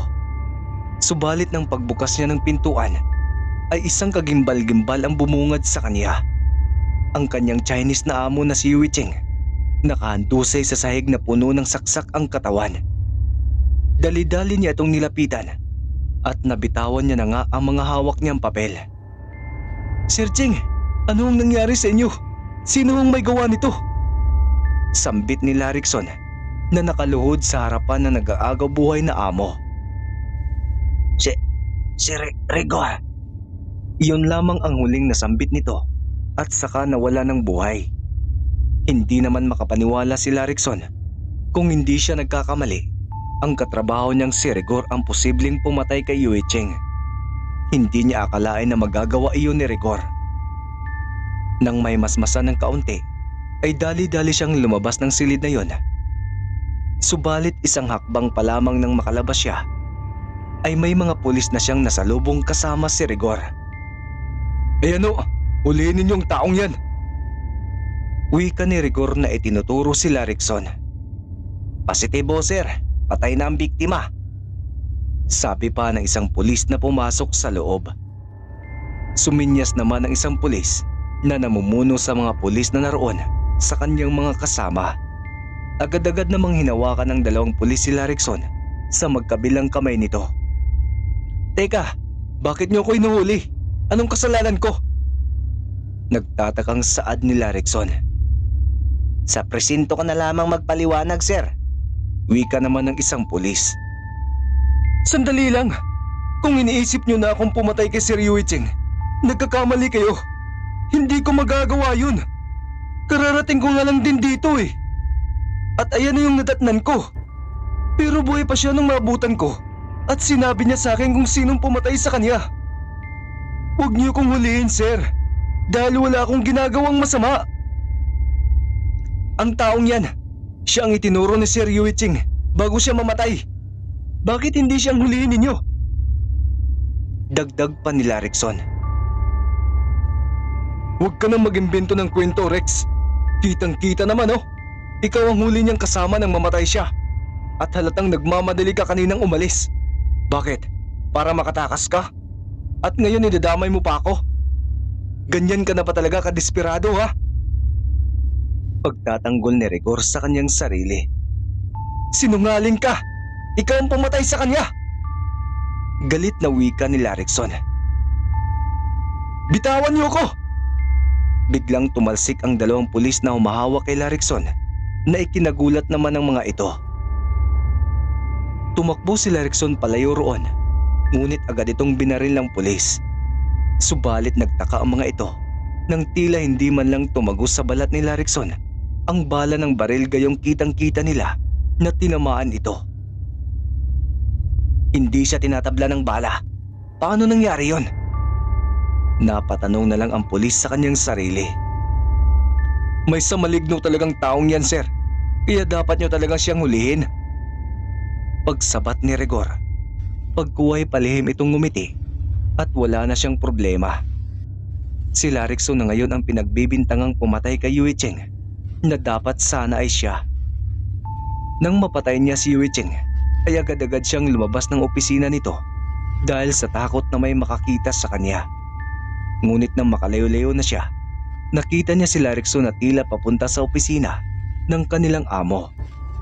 Doon siya nakabuo ng isang plano na si Larrickson ang palabasin na pumatay kay Yue Cheng, at dali-dali siyang lumabas ng factory at sakto ay may napadaan ng mga pulis doon. At doon siya nagsumbong at agad din namang kumilos ang mga ito. Humahangos na tumigil si Larrickson galing sa pagtakbo. Hindi pa siya pwedeng umuwi. Kailangan niya munang mapagbayad si Rigor sa ginawa nito sa kanilang mabuting amo. Mahigit 2 oras siyang naghintay at sa wakas ay natatanaw niya rin si Rigor na naglalakad. Doon kasi ito madalas na dumadaan tuwing umuuwi sa kanila. At nang malapit na ito, ay saka na lamang lumabas si Larrickson mula sa pinagtataguan nitong puno. Baka sa mukha ni Rigor ang kaba, ngunit naroon pa rin ang kanyang tapang na harapin si Larrickson. Imbis na harangan mo ko rito, bakit hindi ka na lang sumuko para naman mapabilis ang sentensya mo? Matapang na wika ni Rigor. Bakit hindi ikaw ang sumuko? Tutal, ikaw naman ang tunay na pumatay kay Sir Cheng. Alam nating dalawang totoo. Kaya gusto kong tanungin sa'yo, bakit mo yun nagawa sa kanya? Bakit mo siya pinatay? Naging mabuti siya sa atin, tapos yun pang igaganti mo? Pasigaw na saad ni Larrickson. Sa'yo oo, naging mabuti siya. Pero sa akin hindi. Mas matagal na akong nagtatrabaho sa kanya kaysa sa'yo. Pero ano, mas pinili ka pa rin niya para sa posisyon na dapat sana'y para sa akin. Mariing wika ni Rigor. Dahil lang doon, dahil lang sa posisyon na yon, kaya mo siya nagawang patayin? Anong klaseng tao ka? Kung gusto mo ng posisyon na yon, sana nagsabi ka na lang. Dahil kaya kong ipagparaya ang posisyon na yon para wala lang gulo. Pero ang hindi ko maintindihan kung bakit nagawa mong pumatay ng tao para lang sa mababaw na dahilan. May pagkamariin na saad ni Larrickson. Gustong gusto na niyang saktan si Rigor, pero pilit niyang pinipigilan ang kanyang sarili. Sumuko ka, Rigor. Aminin mo na ikaw mismong pumatay kay Yue Cheng. Pagbayaran mong ginawa mo sa loob ng kulungan. Dahil kung hindi, ako mismong maniningil sa'yo. Hanggat maaari ayaw kitang saktan, Rigor. Dahil may pamilya ka rin. Pero dahil pumatay ka ng tao at ako pang pinalabas mo na may sala, hindi ko masisiguro ang buhay mo. Hindi ka ba naawa sa pamilya mo? May asawa at anak ka rin. Ngayon kung ako mismong kukuha ng buhay mo, paano ang pamilya mo? Ikaw rin mismo ang nagsabi, hindi ako pangkaraniwan. Hindi ako tinatabla ng mga patalim. Kaya hanggat maaga pa, sumuko ka na. Mahinahong wika ni Larrickson, ngunit naroon pa rin ang kanyang galit dito. Natahimik naman ang bahagya si Rigor. Pagkuway na paluhot ito at unti-unting nagsilandasan ang mga luha. Bigla kasi itong nakaramdam ng pagsisisi sa kanyang ginawa dahil sa mga sinabi ni Larrickson. Naalala niyang kanyang mag-ina. Paano na lang kung mamamatay siya o patayin siya ni Larrickson? Mas gugustuhin pa niyang makulong. Ang mahalaga ay buhay siya. Patawarin mo ko, Rex. Nagawa ko lang talaga yun. Dahil sa inggit ko sa'yo. Nilamon ako ng inggit. Nagpadaig ako sa galit na nararamdaman ko. Dahil pakiramdam ko kasi, parang baliwala lang ako kay Boss Cheng. Dati naman, ako yung ginagawa niyang katiwala kapag wala siya. Pagkatapos nung dumating ka, nagbago lahat ng yun. Susuko na ako, Rex. Aaminin ko na ako ang pumatay. Nang makauwi sila Rickson sa kanilang bahay, nagtaka siya dahil masyadong tahimik ang paligid. Tila hindi siya sanay na ganoon ang sitwasyon. Wala ang kanyang asawa at anak. Nilibot niya ang buong bahay ngunit wala talaga. Hindi niya maintindihan pero bigla siyang nakaramdam ng kaba. Naalala niya bigla si Pablo. Paano kung kinuha nito ang kanyang mag-ina? Paano kung sinasaktan na nito si Magda at Kenzo? Kung ano-ano na lang ang pumapasok sa isipan ni Rickson. Ilang oras pa siyang naghintay dahil baka may pinuntahan lang ang mga ito. Pero hanggang sa gumabi na ay hindi pa rin dumadating ang mga ito. Nag-alala na talaga siya at hindi na siya mapakali. Lakad dito, lakad doon na ang kanyang ginagawa. Hindi naman niya alam kung saan siya pupunta dahil hindi niya rin alam kung nasaan ang mga ito.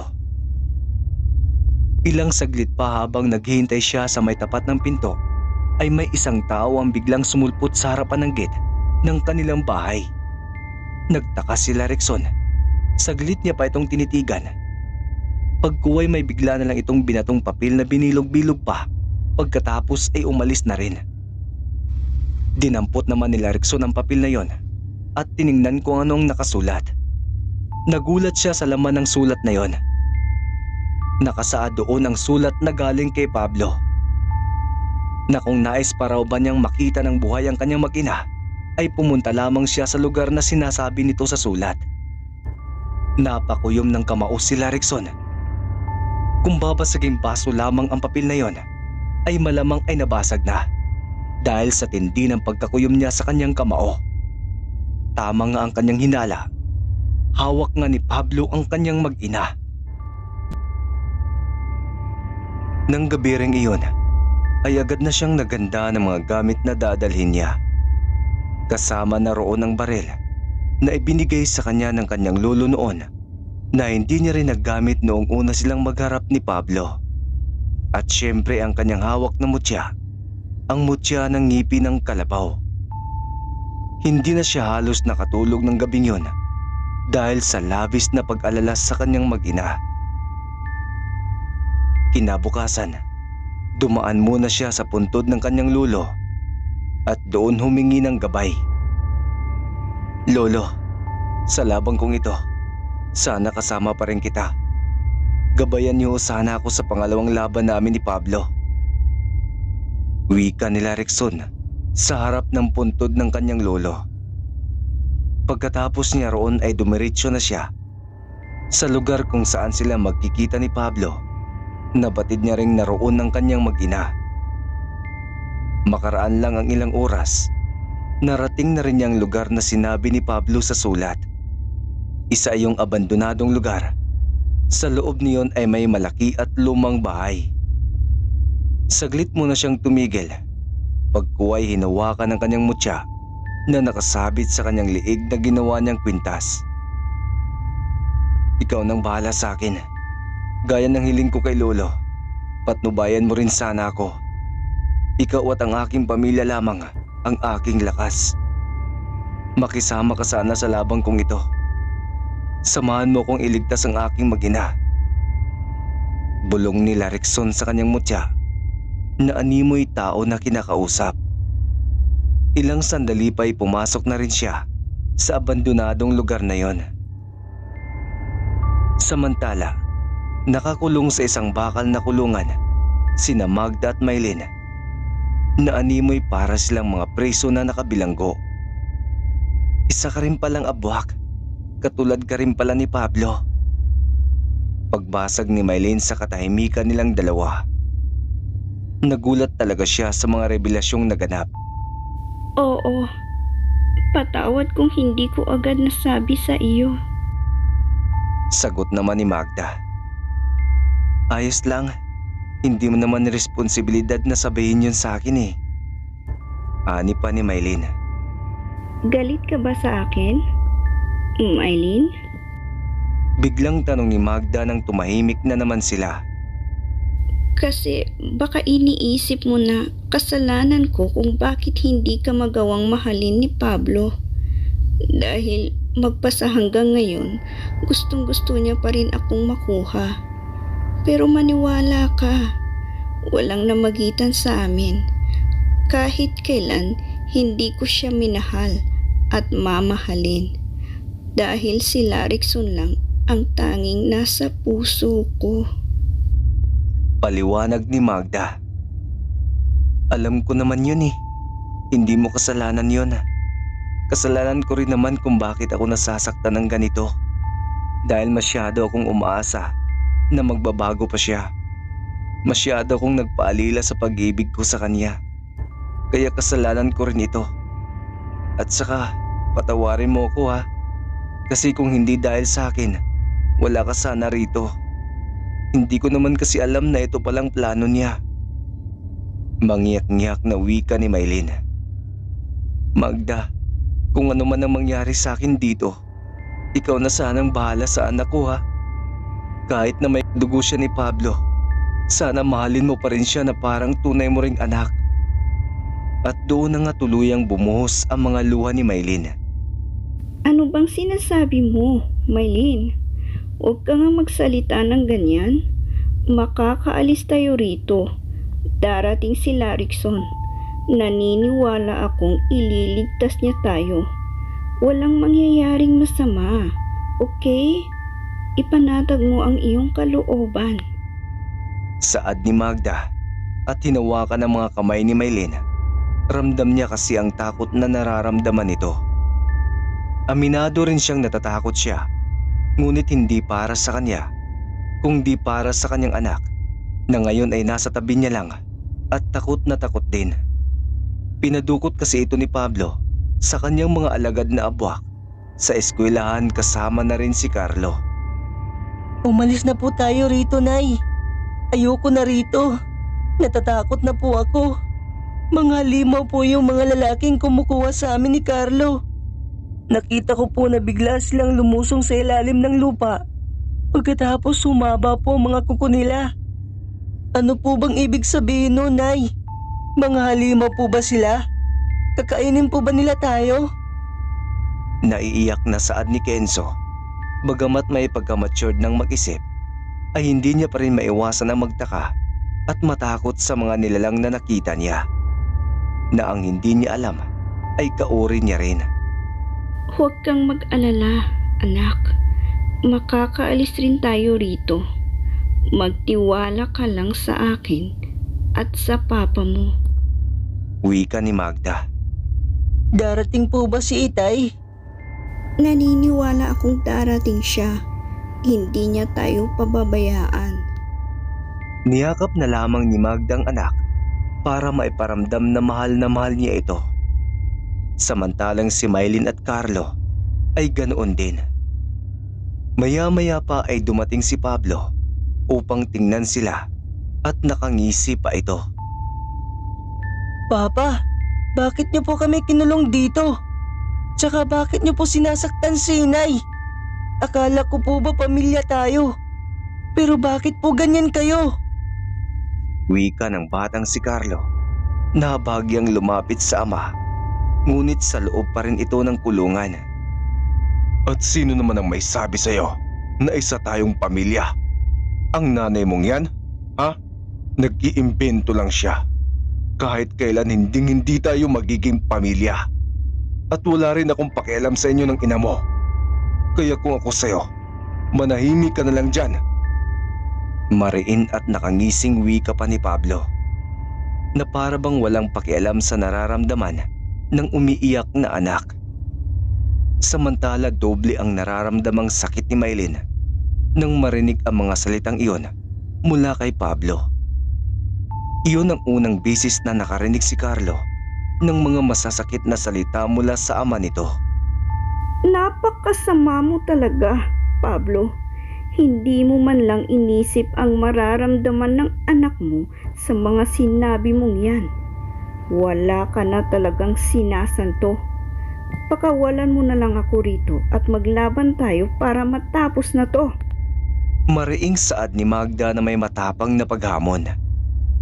Napatawa na lang si Pablo at nagwika ng, Hindi kita lalabanan, Magda. Alam mo naman kung gaano kita kamahal, hindi ba? At saka, kahit na maglaban tayo, ano naman ang mapapala ko? Masasaktan ka lang. Tsaka, hindi ikaw ang gusto kong makalaban, kundi ang asawa mo. At sa labang yon, tinitiyak kong ako ang magwawagi. At si Larixo naman ang masasawi. wika ni Pablo, sabay tumawa. At kapag nangyari yon, wala nang hadlang pa para sa pag-iisang dibdib nating dalawa. Kaya maghintay ka lang, Magda. Dahil parating na ang pinagmamalaki mong asawa na siyang dudurugin ko ng pinong-pino. Dagdag na saad ni Pablo na tumatawa pa rin. Wala akong pakialam sa pagmamahal mo. Napakayabang mo. Asik ni Magda na nainis na dahil sa mga sinasabi ni Pablo ukol sa kanyang asawa. Hindi na lamang sumagot doon si Pablo, bagkus ay umalis na ito habang patawa-tawa pa rin. Naiwan doon sina Magda at ang mga nagbabantay sa kanila, nakapo rin mga abwak. Habang si Miley naman ay hindi pa rin maiwasang masaktan sa mga salita ni Pablo na mahal nito si Magda. Nasasaktan talaga siya sa tuwing naririnig niya ang mga salitang yon.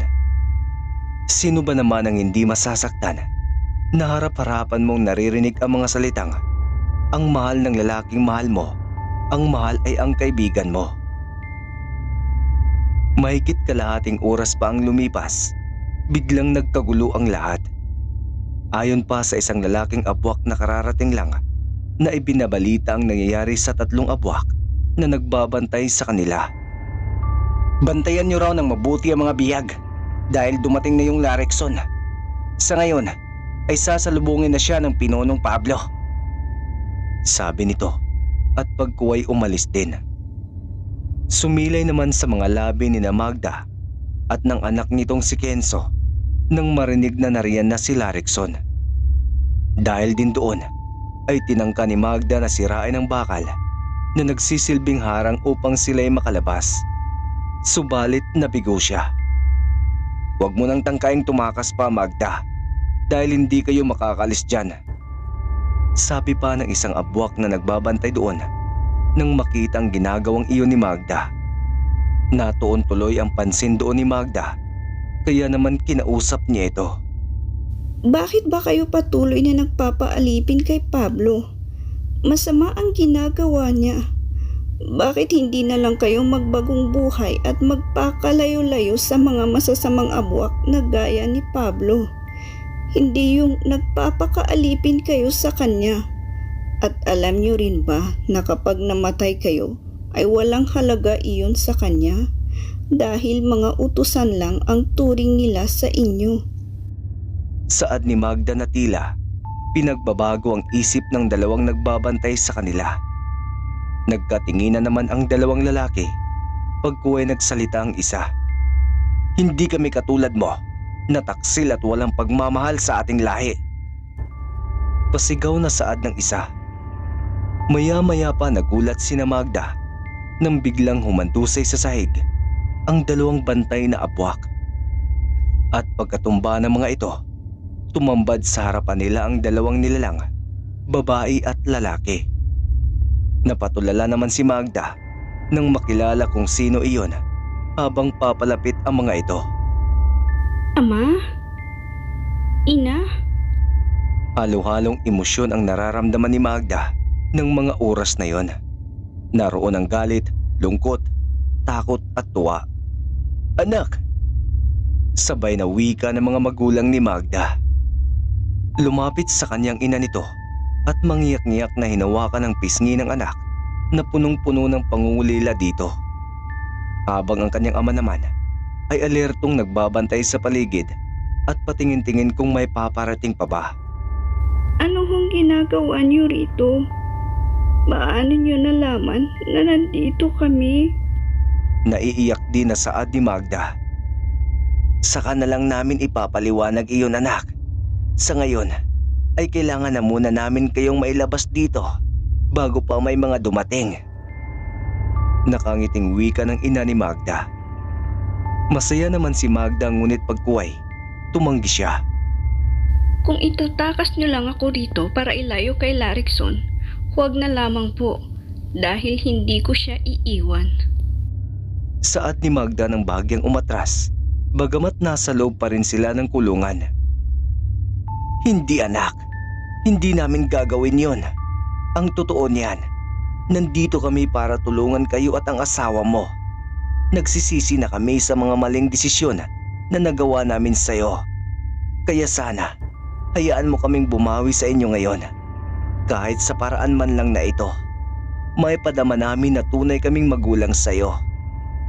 Unti-unti na ngang nagsilandasan ang mga luha ng ina ni Magda. Napaluha rin si Magda sa mga narinig niya mula sa kanyang ina. O siya, sige na, tama ng iyakan. Kailangan na nating makaalis dito. Sander, ang susi. Saad pa ng ina ni Magda at hiningi ang susi sa kanyang asawa para makalabas na ang kanilang anak. Hindi nga nagtagal ay nakalabas na nga ang mga ito. Kasama na rin sina Maylin at Carlo. Aalis na sana sila nang biglang napansin ng mag-asawa ang isang bata na tila kahawig ng asawa ng kanilang anak. Anak niyo ba ito ni Larikson? Ito na ba ang apo namin? Nakangiting wika ng ina ni Magda. Agad namang tumango si Magda. Hindi na rin napigilan pa ng babae na yakapin ang kanyang apo. Ilang segundo pa sila na sa ganoong sitwasyon. Pagkuway umalis na rin sila sa silid na yon. Maylin, umalis na kayo. Mauna na kayong umalis. Isama mo na rin muna ang anak ko. Ipinagkakatiwala ko muna siya sa iyo ngayon. Kailangan lang muna naming harapin ang mga tauhan ni Pablo. Kailangan kong tulungan si Larikson. Kaya mauna na kayong umalis. Hintayin niyo na lang kami sa dulo ng lugar na ito. Nagmamadaling saad ni Magda. Anak, kay Tita Maylin ka na muna ha. Siya munang bahala sa'yo. Huwag kang magiging pasaway ha. Susundin mo lang kung anong sasabihin niya, okay? Sige na, umalis na kayo. Dagdag pa ni Magda na bumaling naman sa anak at niyakap na rin ito. Mag-iingat kayo, Magda. Wika naman ni Maylin. Nagngitian na lang ang mga ito bago tuluyang nilisan ang lugar na yon. Pagkaalis ng mga ito, kinausap ni Magda ang kanyang mga magulang. Sigurado ho ba kayo na gusto niyo kaming tulungan? Tiyak na parurusahan kayo ni Pablo at ng ating buong lahi kapag nalaman nilang nagtaksil rin kayo. Sabi pa ni Magda na nag-aalala sa mga magulang. Hindi na iyon mahalaga sa amin. Basta ang importante, matulungan at masiguro namin na ligtas kayong makakaalis dito. Yun lang ang hangad namin, anak. Kaya halina kayo. Kailangan na nating magmadali. Sagot ng ina ni Magda. Samantala, marami-rami na rin ang mga napapatay na abwak ni Larikson na mga kampo ni Pablo. Hanggang sa si Pablo na mismo ang kanyang nakaharap. Pero sa pagkakataon na yon, ay hindi na buo ang lakas ni Larikson para labanan ang tinuturing na prinsipe ng mga abwak na si Pablo. Dahil kasi sa dami ng nakaharap at nakalaban niya, na aminado siyang ang iba roon ay malalakas din, kaya medyo nahirapan siya at nagtamo rin siya ng mga iilang sugat sa katawan. Pero dahil na rin sa tulong ng kanyang mutya at ng kanyang lakas ng loob, ay natalo niya rin ang mga ito. Ngunit tila hindi pa rin tapos ang laban dahil marami pa siyang nararamdaman ng mga enerhiya sa paligid. Nahirapan ka ba, Larikson? Ha? Yan kasing napapala ng mga masyadong mayayabang na kagaya mo. At sa tingin mo naman, magagawa mo kaming talunin lahat? Porki ba may mutya kang hawak? Alam kong may mutya ka. At alam ko rin na si Magdang tumulong sa'yo para makuha yan. Matapang ka lang naman, Larikson, dahil may mutya ka. Pero kung wala yan, alam kong hindi ka maglalakas loob na pumunta rito. Hindi ba? Nakakatawa ka. Nakangisi at tila nang iinsulto na saad ni Pablo nang magharap sila ni Larikson. Ikaw, matapang ka lang din naman dahil nasa likod ka ng mga alagad mo. Kaya mo nga sila tinipon dito lahat, hindi ba? Dahil takot kang harapin ako mag-isa. Ikaw ang nakakatawa at nakakaawa dahil hindi mo kayang kumilos mag-isa. Pabalik na insulto din ni Larikson na talaga namang ikinagalit ni Pablo. Bigla itong pumailalim ng lupa na siya namang ikinalerto ni Larikson. Patingin-tingin siya sa paligid, lalo na sa may parting lupa dahil batid niyang pinaglalaruan siya ni Pablo. Maya-maya pa, may biglang sumakal sa kanya mula sa kanyang likuran. Inipit na mga braso nito ang kanyang leeg. Wala kang karapatang insultuin ako. Gigil na wika ni Pablo na patuloy pa rin sa pagsakal kay Larikson. Hindi naman siya makawala doon dahil sa lakas din na taglay ni Pablo bilang abwak.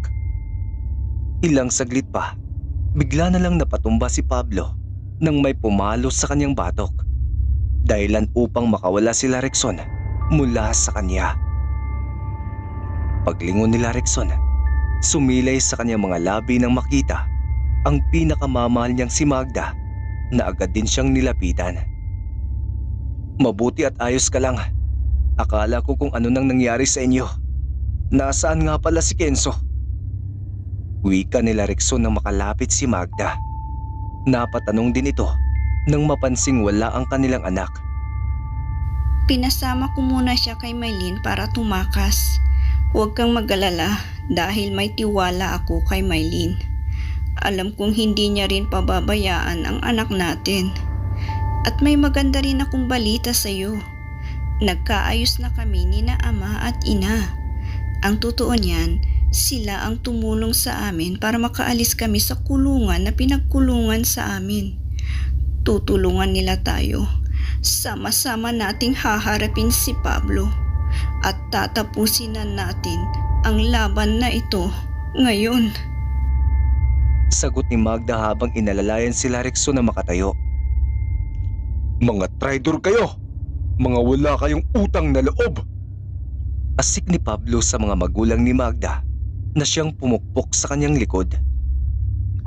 Kung ano man ang utang na loob namin sa'yo, nabayaran na namin yon sa ilang taon naming pagiging sunod-sunuran sa'yo. Saad din ni Sander na wala ng takot kay Pablo. Kung ganon, magsama-sama na lang kayo sa impyerno! Asik ni Pablo na galit na. Sumugod ito kay Sander at doon naglaban ang dating magkakampi. Kaagad namang tumulong si Wina, ang ina ni Magda, na labanan si Pablo. Ngunit dahil sa anak si Pablo ng isa sa mga pinakamalakas na abwak, ay nahirapan pa rin ang mag-asawa na kalabanin ito. Hanggang sa mangyari ang hindi inaasahan, dahil isinangga ni Sander ang kanyang sarili para protektahan ang asawa sa pagsalakay ni Pablo kay Wina upang saksakin ito ng mahahaba niyang kuko ang dibdib nito. Subalit hindi nagdalawang isip si Sander na isakripisyo ang sarili para sa kanyang asawa. Kaya bumaon sa dibdib ni Sander ang matutulis na kuko ni Pablo. Kaya sumirit ang mga dugo nito sa kamay ng masamang abwak. Ama! Kaya napasigaw si Magda nang makita ang mga pangyayaring iyon. Binalak niyang lumapit doon, ngunit pinigilan siya ni Larikson sa hindi niya malamang dahilan. Dahil sa nakitang iyon ni Wina, ay wala na sa sariling sumugod siya kay Pablo na puro na lang galit. Subalit ang galit na iyon ay nagdulot din sa kanya ng kanyang kamatayan. Dahil kung anong ginawa ni Pablo sa kanyang asawa, ay ganoon din ang ginawa nito sa kanya. Nang ganoon lamang kadali. At muling napasigaw doon si Magda. At wala nang tigil ang pag-agos ng kanyang mga luha sa nasaksihan niyang nangyari sa kanyang mga magulang. Kung kailan pa sila nagkaayos, saka pa nangyari yon. At dahil nga sa kagustuhan niyang malapitan ang mga magulang, ay wala nang nagawa pa sila Rickson para pigilan siya. Huwag kang mag-alala, Magda. Dahil ganyan din ang mangyayari kay Rickson. Napakasama mo talaga. Magbabayad ka! Galit na saad ni Magda. At bahagyang bumuhaghag ang kanyang mga buhok. Humaba rin ang mga kuko, ngunit walang nagbago sa kanyang katawan. Pagbayaran mo ang ginawa mo! Galit na dagdag pa ni Magda at biglang sinugod si Pablo upang paslangin ito. Subalit pinagtatawanan lamang siya ni Pablo dahil hindi man lang ito makagalos sa kanya. Mas pinairal kasi nito ang galit. Batid mong mahal kita, Magda, kaya't hindi kita lalabanan. Ani pa ni Pablo habang umiiwas lang sa mga atake sa kanya ni Magda. Napatigil si Magda dahil doon at nagwika ng, Hindi ko kailangan ng pagmamahal mo. Mas nanaisin ko na lamang na mamatay kaysa makasama ang isang katulad mo. Isa kang halimaw! Nagpantig na naman ang tinga ni Pablo nang marinig ang katagang yon. Sabay wika ng, Ilang bisis kong pinagtulakan ang sarili ko sa'yo. Kung hindi lang din naman kita makukuha, mas mabuti pang mamatay ka na lang. mariing saad ni Pablo at may dinukot na patalim mula sa kanyang tagiliran at saka ito akmang isasaksak kay Magda. Subalit bago niya pa iyon magawa, bigla na lang siyang tumalsik na para bang may kung sinong malakas na nilalang ang tumulak sa kanya. At iyon ay walang iba kundi si Rickson. Pinaunahan ni Rickson si Magda at nasa likod niya ang kanyang asawa na para bang pinahihiwatig na siya na ang bahalang humarap at kumalaban kay Pablo. Tayo ang magharap, Pablo! Saad ni Rickson na ikinangisi ng masamang abwak. Maya-maya pa, unti-unting lumalaki ang katawan ni Pablo. Hindi naman kalakihan ngunit nagbago talaga ang sukat ng kanyang katawan. Dinagdagan pa ng kunting paghaba ng kanyang mga kuko. Kung kanina ay matalas at mahaba na ito, ngayon ay tila dumubli pa. Bahagya ring naging kulay berti ang kanyang buong katawan at tinubuan pa ng mga balahibo sa may dibdib nito. Nakakatakot ang pagbabagong itsura na iyon ni Pablo. Lumabas na ang tunay niyang pagkatao. Iyan ang tunay na wangis ni Pablo tuwing inilalabas niya ang tunay niyang kakayahan bilang abwak. Mag-iingat ka, Rex. Kahit may mutya kang hawak, posibleng matalo at mapatay ka niya. Bulalas ni Magda nang makita ang pagbabagong anyo ni Pablo. O ano, Rickson? Nagulat ka ba? Sabihin mo lang kung gusto mo nang umatras at ibigay na lang sa akin si Magda. Mayabang na wika ni Pablo na para bang naaasam na niya ang kanyang tagumpay. Hindi mangyayari yon. Matapang na saad ni Rickson at nauna nang sumugod kay Pablo. At doon na nga nagsimula ang kanilang pangalawang laban. Tanging mga kamao, liksi at talas ng pakiramdam lamang ang kanilang gamit. Wala silang anumang sandata. Ilang minuto na ang tagal ng kanilang labanan. Ngunit walang sinuman ang nais na magpatalo at sumuko. Malakas na suntok ang pinakawalan ni Rickson sa mukha ni Pablo na talaga namang halos magpatabingi sa mukha ng kalaban. At akmang sisipain pa niya si Pablo. Subalit mabilis na nahawakan nito ang kanyang paa na gagamitin niya sana sa pagsipa. Pinaikot-ikot siya ni Pablo gamit ang kanyang isang paa. Pagkatapos ay inihagis siya ng malakas. Bumagsak si Rickson sa sahig at malas lang dahil semento ang kanyang nabagsakan. Kaya nagdulot iyon ng sakit ng kanyang katawan at paglabas ng kanyang dugo sa kanyang bibig. Kahit nasa kanyang mutya ng ngipin ng kalabaw, ay hindi niya may tatangging malaki ang idinagdag ng lakas ni Pablo kumpara noong una silang naglaban. Larikson! Nagkaalalang sigaw ni Magda at nilapitan ng kanyang asawa. Galit na tumingin si Magda kay Pablo na kung nakamamatay nga lang ang kanyang tingin, malamang ay namatay na ito. Ilang bisis kitang sinuyo at pinakiusapan na sumama ka na lang sa akin. Pero sadyang napakatigas mo. Kaya ngayon, kung si Larikson talagang gusto mo, magsama kayong dalawa sa kabilang buhay. Wika ni Pablo at akmang itatara kay Magda ang matulis na bakal na napulot niya lang din doon. Wag! Isang sigaw ang nagpahinto sa gagawin ni Pablo. Iyon ay si Maylin. Bumalik ang mga ito at agad na lumapit ito at iniharang ang kanyang sarili kay Magda. Huwag mo siyang sasaktan, pakiusap. Huwag mo nang gawin to, Pablo. Nakikiusap ako sa'yo. Magbago ka na.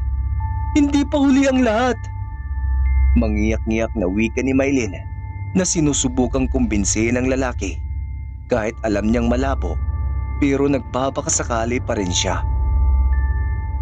Umalis ka riyan. Huwag kang mangialam dito. Dahil kung hindi, ano? Papatayin mo ko? Di sige, gawin mo. Total yan naman laging sinasabi mo, di ba? Pagod na ako sa'yo, Pablo. Lahat ibinigay ko sa'yo. Nanatiling tiko mabibig ko sa mga maling ginagawa mo. Tiniis ko ang lahat, Pablo. Ang pananakit mo, ang mga masasakit na salitang binitiwan mo sa akin. Sa hindi mo pagbigay ng tamang atensyon sa anak natin. Sa pagpapamukha mo sa akin na hindi mo ko kayang mahalin. Lahat yun tiniis ko dahil mahal kita. Pero ngayon, ayoko na, Pablo. Natauhan na ako. Sige, hinahamon kita. Patayin mo na ako ngayon na. Pero sana, hayaan mong mabuhay si Carlo. Dahil wala siyang kasalanan sa kung ano man ang naging pagkakamali nating dalawa. Kaya kung may papatayin ka man, ako na lang. Para matapos ng paghihirap ko sa'yo. Tuluyan ang lumandas ang mga luha ni Maylin. Ano pang hinihintay mo? Gawin mo na! Saad pa nito, nahanda nang doon matatapos ang kanyang buhay. Duwag ka ba? Kaya hindi mo magawa? Saad pa ulit nito na nagpapantig sa pandinig ni Pablo. Dahil doon ay tila naging buo ang desisyon ni Pablo na gawin nga ang nais ni Maylin. Na kanina ay nagdadalawang isip pa siya. yan ba ang gusto mo? Pues, pagbibigyan kita. Saad ni Pablo at ang kaninang pag-atake na para kay Magda, ngayon ay itinuloy niya sa ina ng kanyang anak na si Maylin. Subalit isang putok ng barel ang nagpatigil sa kanya na gawin yon. Mabilis na sumuka ng dugo si Pablo at napaluhod pa. Tumayo naman si Larikson habang nakatutok pa rin ang baril kay Pablo. Habang nagsasalita kasi si Pablo kanina, ay pasimple niyang kinuha sa kanyang tagiliran ang nakasiksik na baril na binigay ng kanyang lolo noon. Kailanman ay hindi mananalo ang kasamaan laban sa kabutihan. Sayang ka, Pablo. May asawa't anak ka na handang magmahal sa iyo ng totoo. Pero sinayang mo yon dahil lang sa sarili mong interes. Nakakaawa ka mang patayin, pero ang mga kagaya mo ay hindi na dapat binubuhay. Kaya paalam. Wika ni Larikson at saka muling binaril si Pablo. Inubos niya ang bala ng baril na yon sa katawan ni Pablo. Papa! Isang sigaw ang nagpalingon sa lahat. Mabilis na nilapitan ni Carlo ang kanyang ama at umiiyak na niyakap ito. Habang si Maylin naman ay napatakip na lang ng bibig habang umiiyak rin na nakatingin sa nakahandusay na si Pablo. Patawarin mo ko, anak. Sa mga pagkukulang ko. Maylin, patawad. Mga huling na isambit ni Pablo bago tuluyang binawian ang buhay. At sa unang pagkakataon ay tinawag nitong anak si Carlo. na tila ba sa isang iglap ay nagsisisi ito sa kanyang mga ginawa. Iyakan ng mag-ina ang maririnig sa lugar na yon. Magkakayakap naman ang pinagmamasdan ni Larikson at Magda kasama ang kanilang anak, ang mag-inang nagluluksa. Lumipas ang 2 taon. Unti-unti na ring binabaon sa limot ni Larikson at Magda ang mga nangyari. Masakit man sa kanila, lalong-lalo na sa parte ni Magda na nawala ng mga magulang. Ngunit kailangan pa rin nilang magpatuloy para sa kanilang anak.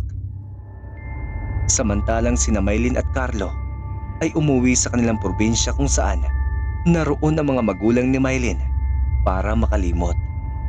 Magmula noon, tuluyan ang naging matiwasay ang buhay ni Larikson at Magda na wala nang iniisip ang gulo at problema.